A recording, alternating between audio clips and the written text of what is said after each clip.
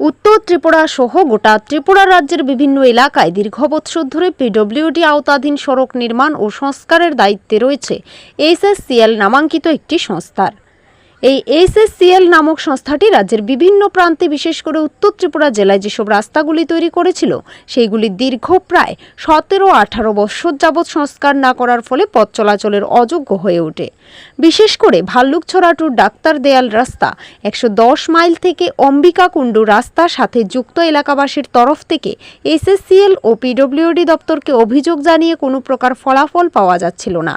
বিগত কিছুদিন যাবৎ প্রবল বর্ষার কারণে রাস্তার আরও বেহাল দশা সৃষ্টি হয়, তাই বিভিন্ন এলাকায় পথ অবরোধের ঘটনা সামনে আসলে মহকুমা প্রশাসন থেকে শুরু করে পিডব্লিউডি ও ব্লক দপ্তরের আধিকারিকগণকে চাপের মুখে পড়তে হয়।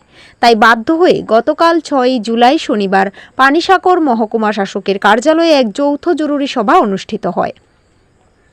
উক্ত সভায় উপস্থিত ছিলেন এসএসসিএল এর জিএম হিমাদ্রি সমাদার ও রামচন্দ্র মাঝি সহ পানিসাগর মহকুমার ডিসিএম দিবাকর জমাতিয়া, বিডিও পানিসাগর ও দামছড়া, এসডিও পিডব্লিউডি পানিসাগর ও দামছড়া, এসডিও আরডি পানিসাগর সহ রাস্তা সংস্কারের দাবিতে অবরোধকারী এলাকার প্রতিনিধিগণ ও এলাকার বিশিষ্ট সমাজসেবীগণ। গতকাল মহকুমার শাসকের কনফারেন্স হলে এসএসসিএল এর কর্মীদের সাথে দীর্ঘ আলোচনা হয়। এসএসসিএল এর পক্ষ থেকে বলা হচ্ছে যে আমরা কাজের দায়িত্ব নিলেও লোকাল কিছু সংখ্যক ঠিকাদারকে আমরা কাজটি করার দায়িত্ব দিয়েছি। ওনারা কাজ সম্পন্ন করে মেইনটেনেন্স সহ সম্পূর্ণ বিল নিয়েছেন। বর্তমানে এসএসসিএল এর কাছে উক্ত রাস্তাগুলির সংস্কার করার জন্য আর কোনো ফান্ড নেই। এসএসসিএল এর কিছু করার নেই, তাই তারা রাস্তাগুলিকে পিডব্লিউডির কাছে হস্তান্তর করার আবেদন জানিয়েছেন।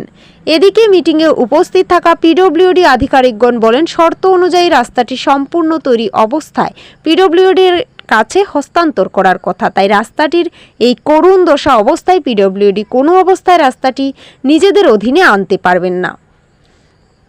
দীর্ঘ আলোচনার পর সভায় উপস্থিত এলাকাবাসী সহ সমাজসেবীগণ পরিষ্কারভাবে বুঝতে পারেন যে এসএসসিএল ও পিডব্লিউডি পাটা ঘষাঘষির কারণে জনগণ মরিচের কাজ শেষ। আজকের মিটিং থেকে এসএসসিএলকে সবকটি রাস্তার বিশদ বিবরণ এবং তাদের অবস্থান লিখিতভাবে দুদিনের মধ্যে পানিসাগর মহকুমা শাসকের কাছে পাঠানোর জন্য।